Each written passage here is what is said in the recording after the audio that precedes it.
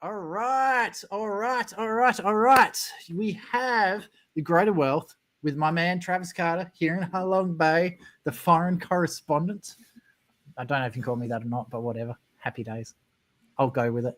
And we got to my right this time, not underneath me. Oh, that sounds so wrong. We got Derek Whittaker all the way in Perth. He's not in the studio today. He's having a COVID day. Not really. He's just working from home today.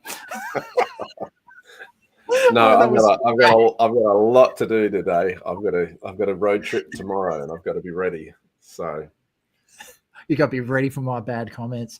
Anyway, so we're doing the greater wealth. You may hear a bit of knocking because I didn't have time to make a coffee, so I'm like making my coffee on the desk as we go. And God, the percolator's hot. Anyway, so we've got a huge show. You've given me a heap of videos and an image to put up on the show to get day, so they're all ready to go.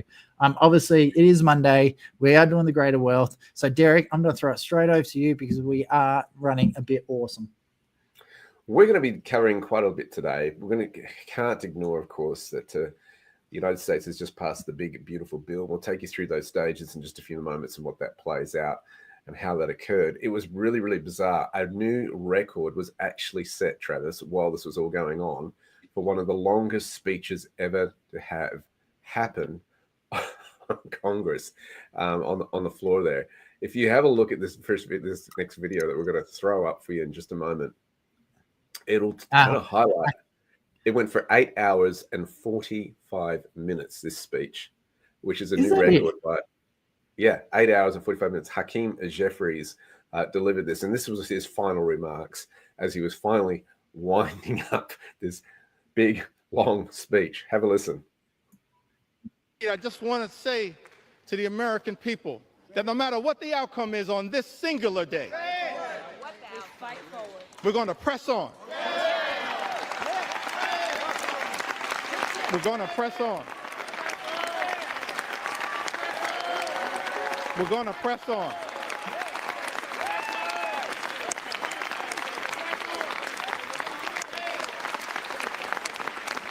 We're going to press on for our children, press on for our seniors, press on for our veterans, press on for our unions, press on for our farmers, press on for our dreamers, press on for working class Americans, press on for the middle class, press on for all who aspire to be part of the middle class, press on for the poor, press on for the sick, press on for the afflicted, press on for the least, press on for the lost, press on for the left behind, press on for the rule of law, press on for the American way of life, press on for democracy. We're going to press on until victory is won. I yield back.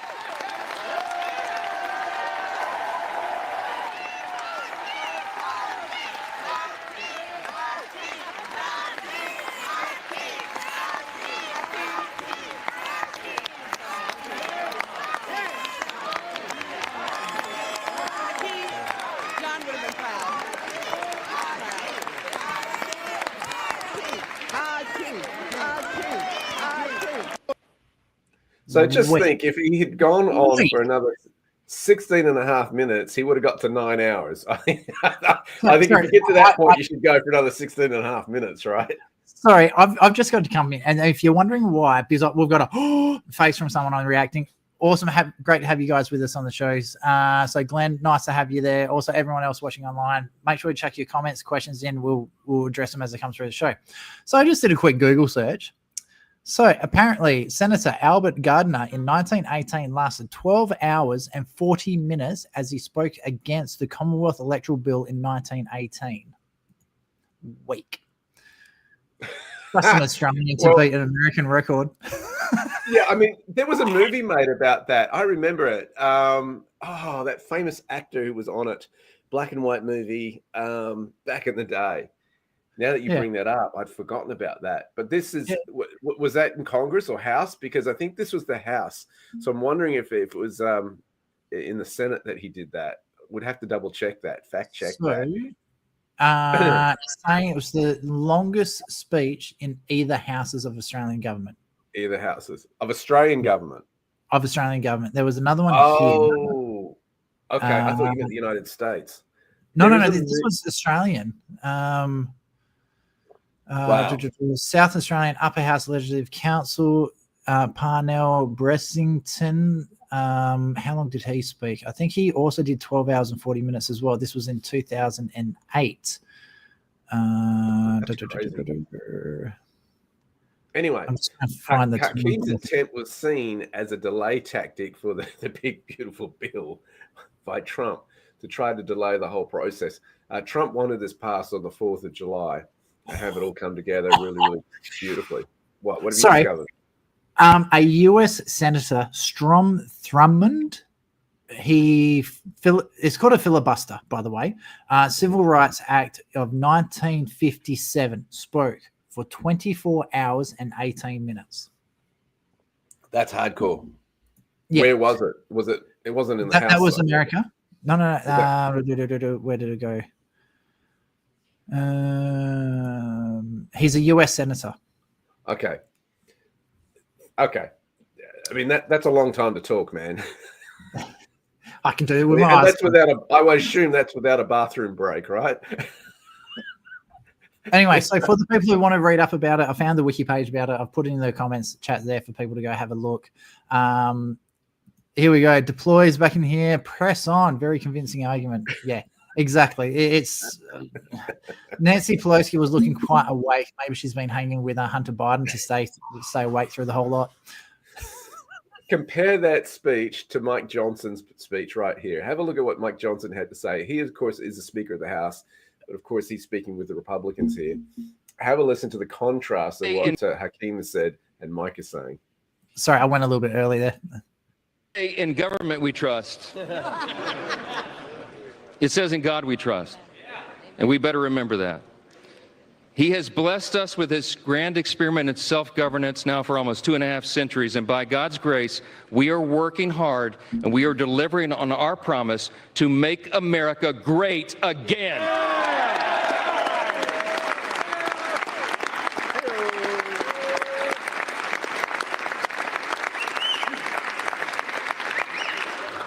This is without a doubt the most important vote of this Congress, and I think this may be the most important vote that any of us take in our entire lifetimes. And everybody better remember it, however you vote today. Yeah. My friends, the President of the United States is waiting with his pen. The American people are waiting for this relief. We've heard enough talk. It's time for action. Let's finish the job for him. Vote yes on the bill.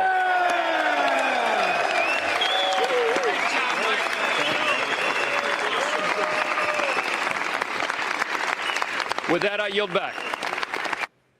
So there you go. He's sticking more to the issues, the benefits to the United States and the average American.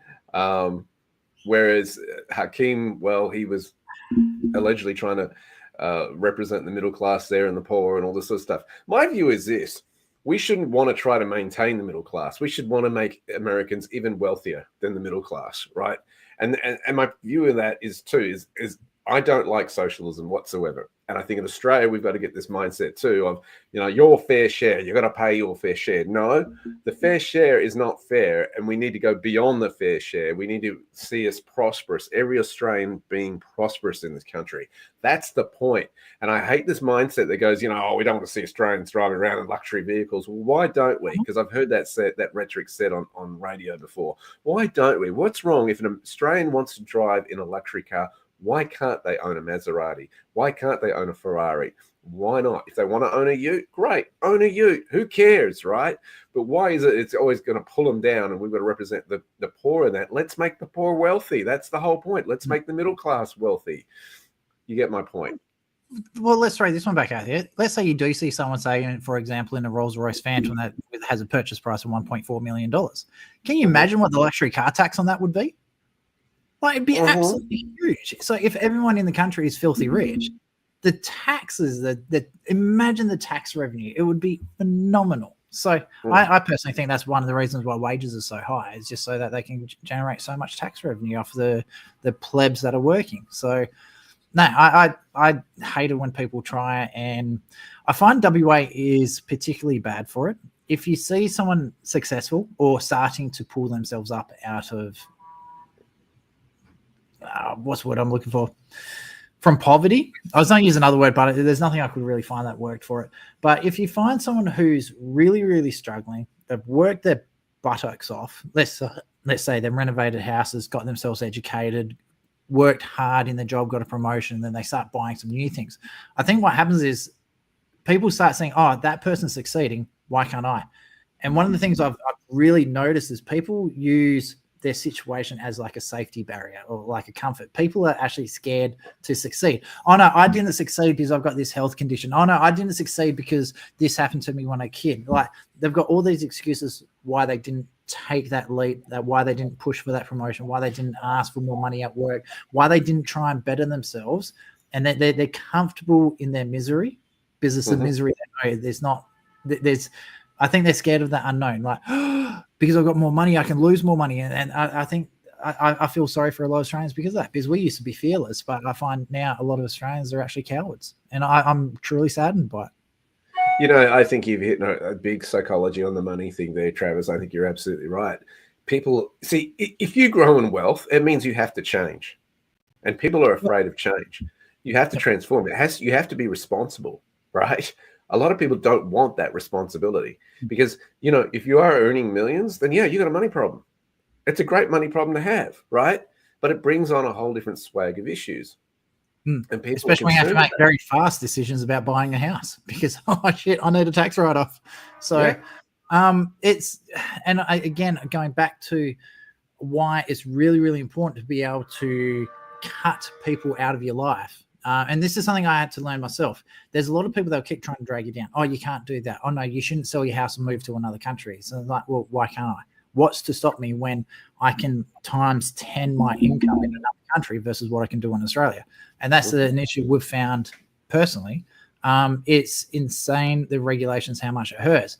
And when you see someone taking that leap of faith and succeeding, all of a sudden it comes back on you as the person who didn't, saying, oh, that could have been me, but something else held me up.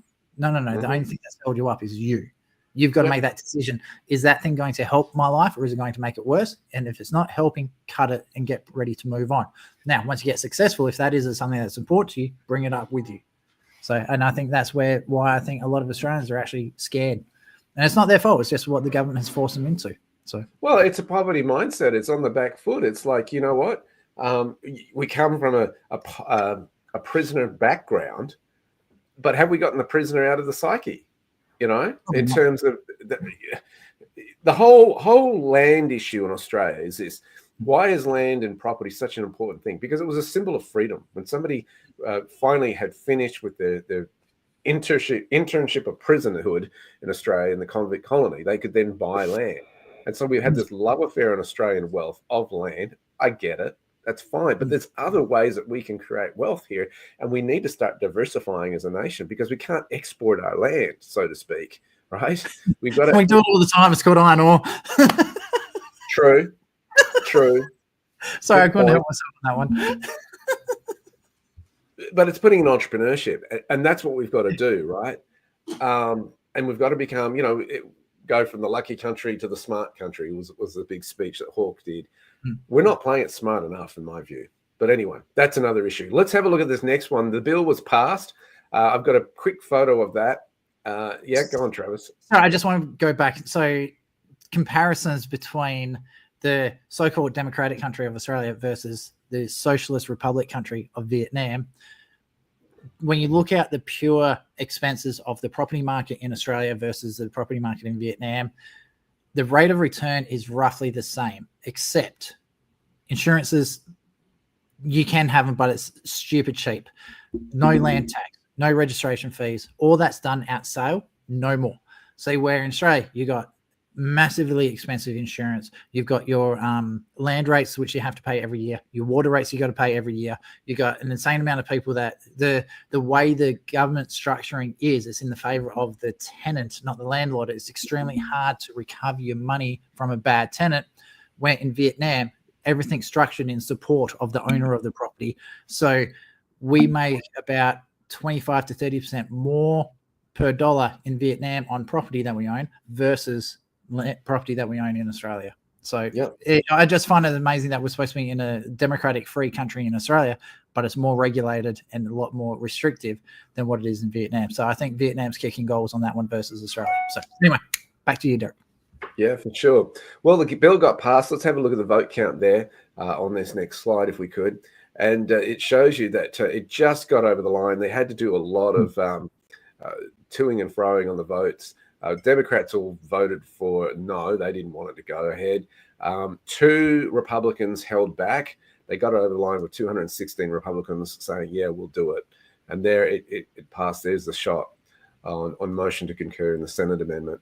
Then you've got, of course, Trump's speech on it. If we have a quick look at this next bit, he's outlining what he believes the benefits. Of course, it's funny because it takes him back to the rally type scene with their 4th of July celebrations. Take a look at this video. Happened. Very simply, the one big beautiful bill will deliver the strongest border on earth, the strongest economy on earth, the strongest military on earth, and ensure the United States of America will remain the strongest country anywhere on this beautiful planet of ours. 165 days into the Trump administration, America is on a winning streak like, frankly, nobody's ever seen before in the history of the presidency. I said, they said, you know, sir, you're going to go down as one of the greatest presidents ever. I said, really? No, I said, really? I said, better than Washington? They said, yes, sir. I said, better than Honest Abe Lincoln? They said, yes, sir. I said, I like this guy that said that. That's a smart guy. He's up for a big promotion right now. But just a few months ago, our country was cold as ice. We were laughed at all over the world. We were laughed at. Think of it, a year ago, we were laughed at. We were a bunch of clowns. They were laughing at our president. They were laughing at everything having to do with our country. I was in Saudi Arabia. I was in Qatar. I was in UAE. Great leaders, strong, powerful, very rich leaders too, by the way, but great leaders, very smart people. And they said to me, the king of Saudi Arabia, but the 3 said the same thing essentially. They said, you know, a year ago, we thought your country was finished. We thought it was dead. Dead. Horrible word, dead. And they were right. The country was close to death. And he said, and you know what? You've been in there. At that time, it was 4.5 months. It was a couple of months ago. He said, right now, you're in the hottest country anywhere in the world. There's no country in the world you talked about all over the world. You got the hottest, smartest, sharpest country. And by the way, look at our stock market. We're taking in hundreds of billions of dollars on tariffs with no inflation. And today we just set another record, the highest stock market in history. No inflation. And one of the great economists from the Wharton School of Finance, where I happened to go, he apologized. He says, you know, I think Trump outsmarted us all. And yesterday was the poll, and out of 77 economists, I came in second. I want to find the guy that came in first. There's somebody came in first. Can you believe it? But we said what was going to happen, and it's happening. And I'll tell you what, we had the greatest economy in history of my first term. This is going to blow it away. You watch. This is going to blow it away. For the first time in years, this 4th of July, the economy is roaring, incomes are soaring, wages are up, prices are down. Gasoline, you see what's going on with gasoline? It's way down. See what's going on with eggs? Eggs are way down, eggs. Remember I came in my first week, the fake news, those guys right there, look at all of them. Wow, wow. No, a lot of fake, no, but we like them. It just shows you when you can get every story, 100% of the stories, no matter what you do that's good, they make it as bad as possible. And then you win in a landslide. There's something wrong. But the fake news hit me with eggs. Remember, first week, 4 days, eggs are through the roof. I said, I just got here. What's going on with eggs? Tell me. Well, you got a few weaves going on in that speech. I love it. That's his style. And I'll do my own weave in just a moment, just as he does. But it's funny how that is working out. And look, put this in context, okay? 4th of July, US Independence Day, celebrations going on. They're trying to get this bill passed. They get it passed. They're in a happy mode. He's out on the campaign trail type of thing. Well, that style anyway, which is very, let's gloat, let's celebrate what it is to be America. Taking him back to his roots, which is really, he's putting himself out there as a president of the people. And labor figures are out as far as unemployment is concerned. 147,000 jobs were created in June of 2025, a lot higher than was expected. So, this is like win-win-win for this guy. And he's very, very happy, and I would assume proud of that with everything going on. Now, we're going to look at the international implications in just a few minutes of what this plays out, because it's a very pertinent week right now as far as history is concerned, where we go from here. But I want to focus on the US just for a little bit longer. A lot of people have said to me, I'm going to do my own weave now. So a lot of people have said to me, look, what's the deal with the whole Iran thing? My response is this: there's a lot more going on than meets the eye on that situation. Take a look at this footage. This is a huge admission as to some of the phone calls that are going on behind the scenes when it comes to Iran and that strike that the US did on it. Take a look. To tell me they have to take a shot at us. This was Iran, very respectful. That means they respect us. Because we dropped 14 bombs, they said, we'd like to take 14 shots at you. I said, go ahead, I understand. They said, where they'd do it, I said, good. We emptied out the fort. It was a beautiful military base in Qatar who treated us really fantastically well. And they said, sir, 1 o'clock, okay? I said, it was fine. We could make it later. And we had nobody but 4 gunners. We had 4, they call them gunners, and they shoot the Patriots, they shoot the missiles up. It's hard to believe. So all of a sudden they said, we're ready. And they were a little nervous about doing it, I want to tell you. Can you imagine? They were nice enough. This is Iran, to call me and tell me that they would like to shoot me at 14 times. So they want to shoot us, and I said, go ahead. And they shot 14 high-grade, very fast missiles. Every single one of them was shot down routinely by these 4 unbelievable gunners. And they did their job, and that was the end of that. But the big thing was the attack on their nuclear facilities, what those people did. And So you can see that's a very large crowd when they cut away from him there. That's massive. His popularity is soaring. People still go. He's not even running for re-election here, right? This is people just coming out to see him. Nationalism's high. But what an omission in terms of foreign affairs, where this puts it. And this is not the only time he's come out and said that. He said this in his first term as well. Iran called him and told him, hey, we've got to hit you back. We've got to do this. So it's a staged type of attack that they're going, we don't want to go to war over this, but we have to do this to not lose face. And you've got to understand there's 2 different types of propaganda going on in the world. There's the globe stage, the world stage, but there's also the propaganda that goes on within a nation itself to be seen to be doing things and how to run things. So, it's crazy to think that this is what's going on the phones to the White House and these kind of things going on. But a lot of people need to put this in context. I'm saying there is more going on than meets the eye, and you've got to recognize that in this game. Yep. So one of the things I probably... I'm not correcting you, but a lot of people got to be aware that America is actually coming pretty close to the campaigning period for the midterms. So in Australia, one of the things that happens is the moment you win a seat, you start campaigning again because your seat's not guaranteed. In America, you get senators like Biden that's been in there for 47 years because they have these safe seats that they're never, ever going to lose. In Australia, that's not quite the right. So I think what Trump's doing is he's striking while the iron's hot. He's back. In his head, I guarantee you, he's back on the campaign trail. He's out there. You saw the little text message across the things, text POTUS to this number and all that sort of stuff. So I think what you're finding is he's gearing up to not only keep the presidency for the Republicans, but also the midterm. I think he's already focused on the midterms. His popularity is through the roof at the moment. Doesn't matter what the polls are saying. You can see it every day. I'm yet to find... because I've got a few contacts in America with people who were once Democrats. I can't find a Democrat anymore. So I don't know how accurate that actual polling is, that the Democrats are still polling about 35% of the actual registered voters. So I find it tough. I think Trump's definitely back on the campaign trail. I think Democrats are reeling.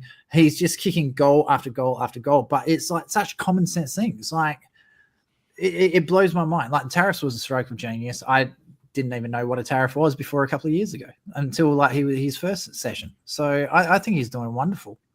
I think you raise a really good point in terms of having to get on the campaign trail. I hadn't thought of that. And I think you're right, because he's only gotten that bill passed with 2 votes, really. And of course, he could have Republicans who cross the bench there. So he's got to get out there and do that. The Democrats aren't going to support what he does. So you make a very, very relevant point. And of course, he's got an agenda for the next part of his term as to what he needs to get passed through Congress, the House. Interestingly, sorry, I just got to correct you on there. I think it's when it went through the House the first time, because it's got to go through the House, then it goes through the Senate, then it goes back to the House to get signed off on. So the first time I went through the House, a Democrat actually did vote for the big beautiful bill.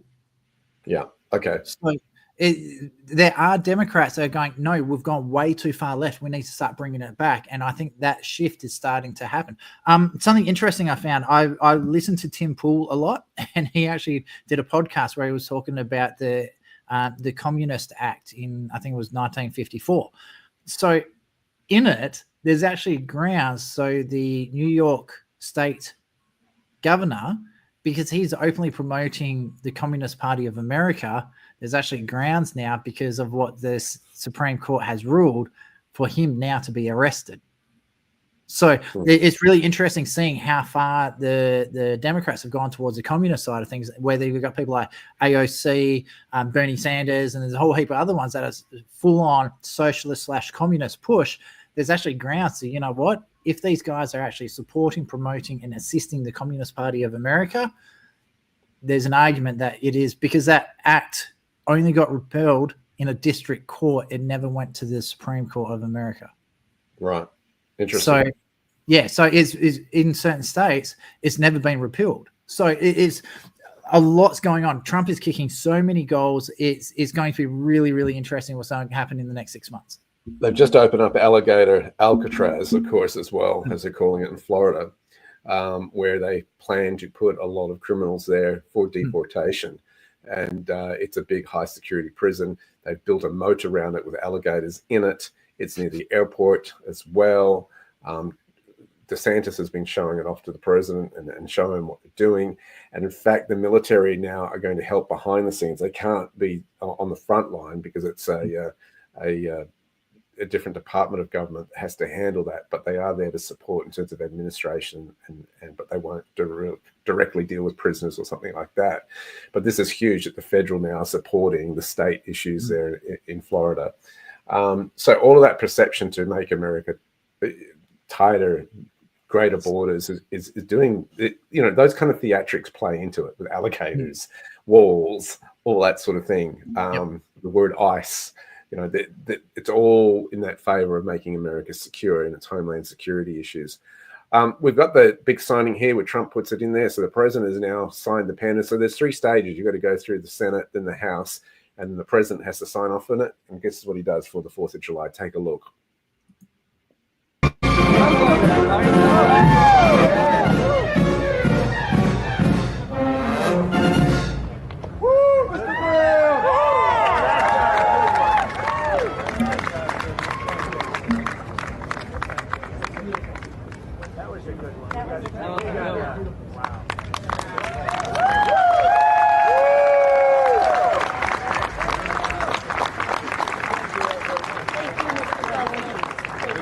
President, this is the gavel we use to enact the big, beautiful bill, and I want you to have that for your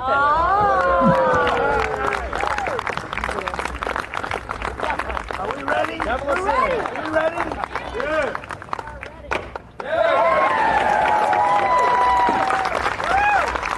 Have a good time. Okay, so you see symbols being used there, the gavel and all that sort of stuff. This, again, powerful symbols that are going in to, of course, play this out. What it means for America is that new tariffs are passed. It's going to be helping things like waiters and waitresses not having to pay tax on tips. And those tips are not just limited to restaurants. That can be in the taxi industry, transportation industries, hospitality, getting a haircut. All of that stuff plays into that space. So it affects quite a number of industries across that. You've also got... Sorry, just quickly on the tips. A lot of people don't know this. It's not just cash tips. It's also credit card tips as well.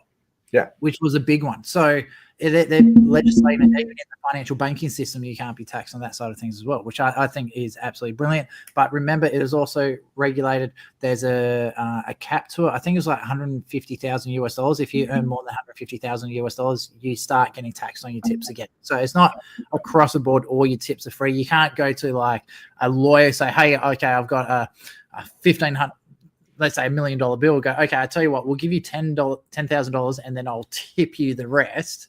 So there is a cap, so it can't be abused. So, this bill is actually really, really well written. It's not perfect, but that's just part of the negotiations. So, you got 400 people fighting over a bill. You have to make way in some things. And you might think, well, why is this a big deal? Well, a lot of the left has been all about increasing taxes. And what Trump's doing is reducing taxes for the average American. You see the contrast here, and he's making, of course, these tariffs subsidize what he's giving back to the American people. It's incredible legislation that he's going here, turning the tables, where a president is actually serving Americans, going, we're not going to punish you for doing well or getting ahead. We're going to give you tax breaks.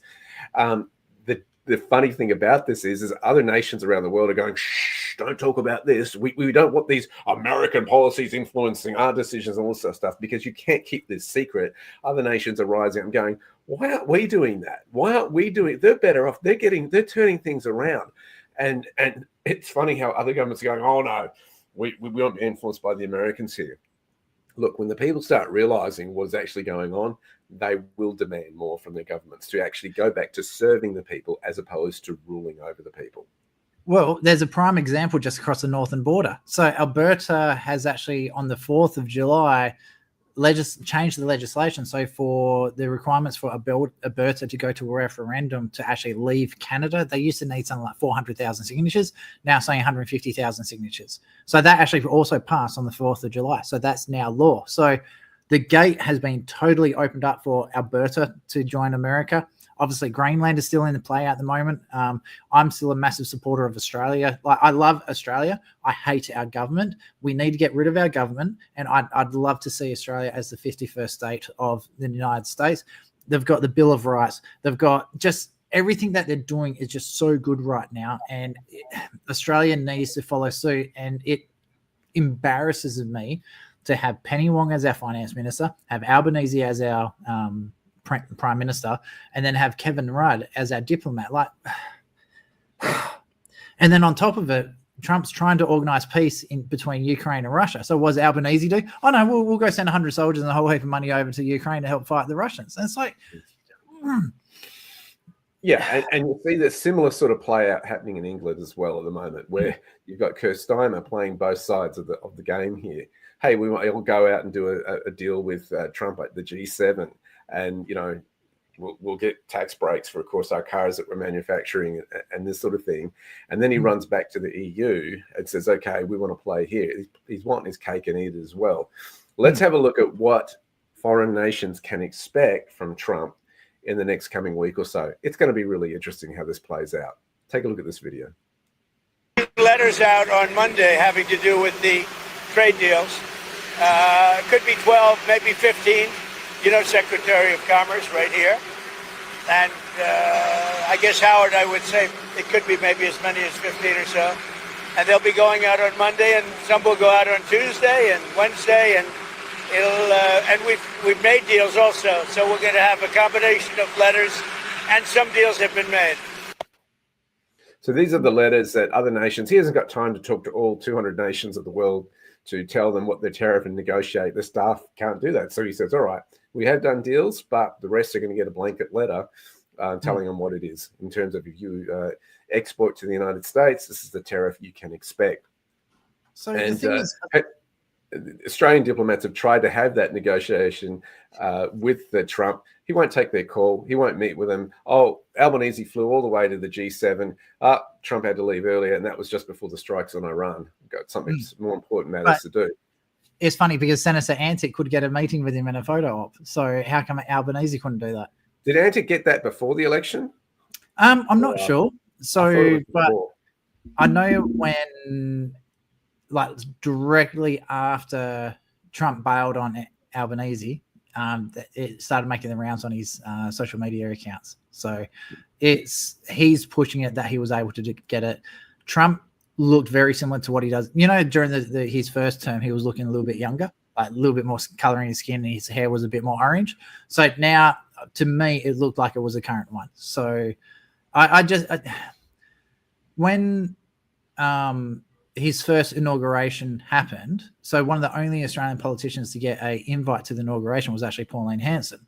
So it just shows how much disdain his administration in the first one and the second one actually has for the current Australian government. So I'm not surprised. I would believe that it's legit. I know the photo is real, but the level of disdain that Australia is causing towards America. Well, have a look at now. Even the AUKUS deal is now under threat because Pete Hegseth had a phone call with Penny Wong, our foreign minister, saying you have to increase your defense spending to 3.5, especially with China being a major issue right on our doorstep.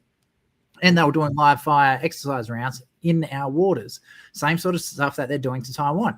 So was Penny Wong like limp-wristed as anything? So she goes, oh, no, I can't. Nothing was agreed upon, blah, blah, blah. And then Hegseth turns around just straight on the Ministry of Defense websites. No, we had the conversation, and this is what we told them they have to do. So Australia is going out of their way to piss off America. And I'm thinking, why would you do that?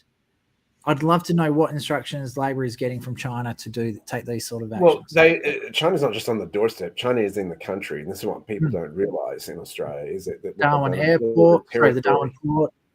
I think it's Meriden Airport, close to Perth, is also owned by the CCP. Yeah, they've let them own land. They've let them give access to a landing strip to land things there. Australia has some issues here, some problems, and America's going, you want our defense, you want us to come and defend you, and you've gone and done this sort of thing. Can't blame them. It's like, look, you need to up your defense budget to defend yourselves. You've got to start understanding from the other side. You've got to start thinking. You can't just think, it's one way and this sort of thing. And that's the whole power of what Trump does when he negotiates in the art of the deal. We got to have a win-win for everybody here, guys. Not just for one party, because in business, this is a really important business lesson. If I win and you lose, you never want to do business with me again, right? Correct. Because why would you? You're losing, right? If it's a joint venture, if Travis and I decide we're going to go into business together and then we're going to have customers, three parties have got to win. Not just Travis win, me win. The customer also has to win as well. Everybody's got to win, because if there's somebody losing, they're not going to do another deal again. And I think that's what you've got to do in foreign relations as well, is think, how does America win from this? How does Australia win from this?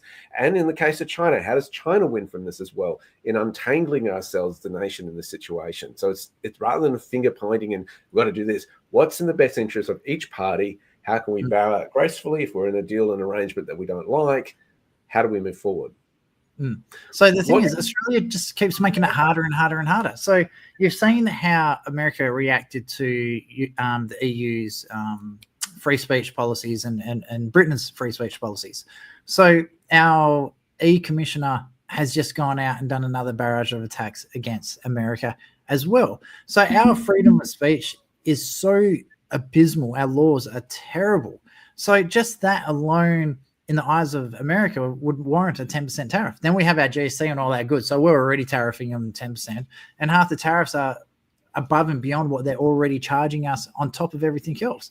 So I find it really, really hard to find a benefit in America doing any business with Australia at all. The only reason that any country would really deal with us for our agriculture is because we have as close to a disease-free industry as possible. And we've got a lot of natural resources. Look, America doesn't want to cut ties with Australia completely. Of course not. Australia's been there for a lot of the battles that they've gone and dealt with, especially in the Middle East, that they dealt with in the Iraq conflict and, of course, Kuwait. So those situations are there. They don't want to cut relations there, and Australia certainly doesn't want to either. Australia wants to work with them and needs to work with the United States. The moment we cut ties with America, I guarantee China's going to be on our doorstep.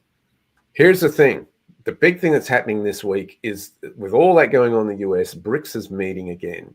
And of course, the BRICS nations, which is Brazil, Russia, India, China, South Africa, they make up with all these new partner countries that have come on. We're talking about Vietnam, Belarus. We're talking about Indonesia wanting to get involved. A lot of these other nations are wanting to tack on. It's representing now 56% of the world population. So what the BRICS conglomerate has decided is there are nations that are in BRICS, and there's also partner nations as well. And so a lot of them have kind of defaulted to partnership, those that want to get on board as well. And during the whole Biden administration, I can see why a lot of these nations wanted to do that. Why? Because, of course, they had the sanctions against Russia when they had the conflict unfold, and they knocked them out with the SWIFT system. And they're like, these countries are going, gosh, if they can do this to Russia, they can do it to us. We need to consolidate when it comes to dealing with the West. What will they deal with? Well, the Belarus nations are saying special attention will be paid to global cooperation in healthcare, climate change, and artificial intelligence. They're defined as a priority of Brazil's BRICS presidency. All that's going on. But the real issue that everybody wants to say and talk about is tariffs. What are we going to do in this world of tariffs, and how are we going to respond? But nobody wants to say the T word, because they don't want to get Trump offside, because they know he means business. So they've got a delicate tightrope to walk through here in terms of, hey, we're not happy with the way we relate to America. Why? Because why is America so important? Because it's such a big consumerist nation. We're talking 322 million people that like to consume and consume big. And so that's what's really happening on that sort of situation. So that's unfolding as we speak. And it's going to be really interesting how that plays out. Yep. So one thing I do need to do, because I am currently in Vietnam, so I don't want to wake up with a bullet in the head. So just to be clear, Vietnam is a partner of BRICS. They are not a part of BRICS. So what that means is they will trade directly with BRICS partners as well. So everyone who's associated with BRICS, so India, Brazil, Russia, China, and South Africa, from memory, I think it was. So when you deal with an EU country like Italy, so you're not just dealing with Italy, you're dealing with all the EU countries. So BRICS is effectively the same. So the Vietnam has partnered with BRICS, so they only have to negotiate with one person and one group. So Vietnam's not a part of BRICS, but they will trade with BRICS. So I think it's really important to make sure there's a understanding of the difference between a partner company and the companies that has actually physically permanently joined. I think Saudi Arabia is one of those other countries that actually joined not as a partner, but as an actual part of BRICS. And it's an important difference to make, because Saudi Arabia's got some big deals going on with the United States right now. I mean, they're pouring in billions of dollars to develop. Trillions.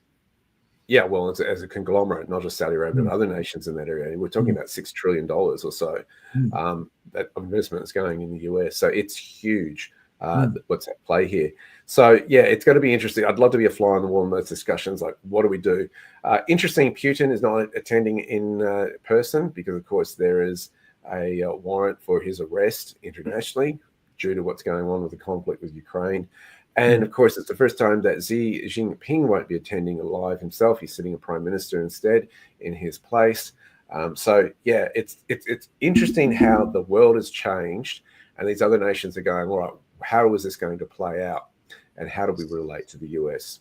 So I've been doing a bit of there's a few Decoding China, Business Insider.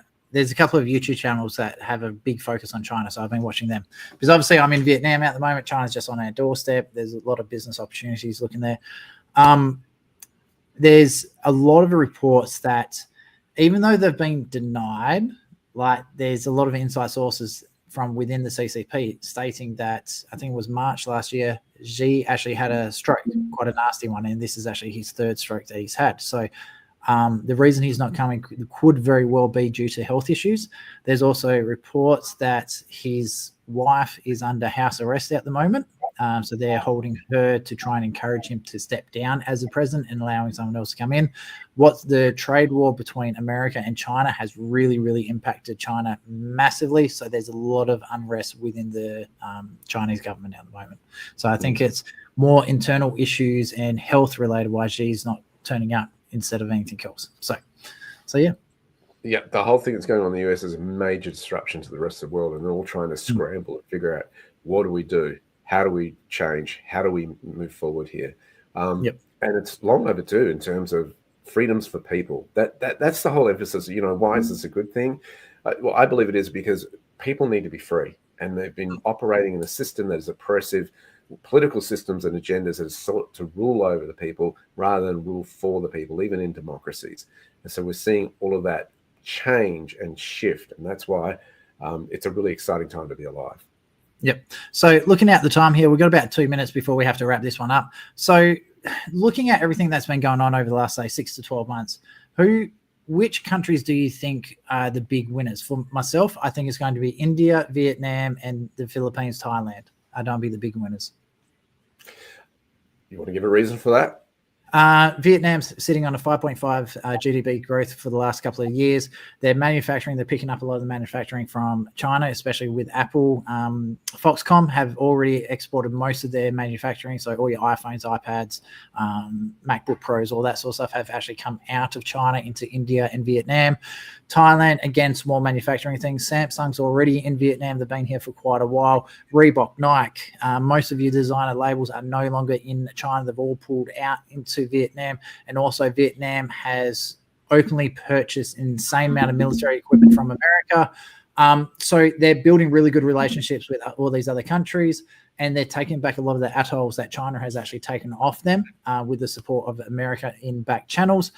Thailand, again, labor's really, really cheap. Their tourism, a lot of the rich and famous people who used to go traveling through China for holidays and vice versa, the rich people in China traveling out, instead of staying and spending their money and buying houses and all that in China, they're going to Thailand, the Philippines, Vietnam, India as well. India's more around the manufacturing side of things. So I just think the industry, like entry-level industry, especially textiles for Vietnam, and Vietnam's actually taken an open policy where they're blocking China, CCP-owned companies from actually trading within Vietnam at all. So a lot of their factories have actually got shut down in Vietnam as well.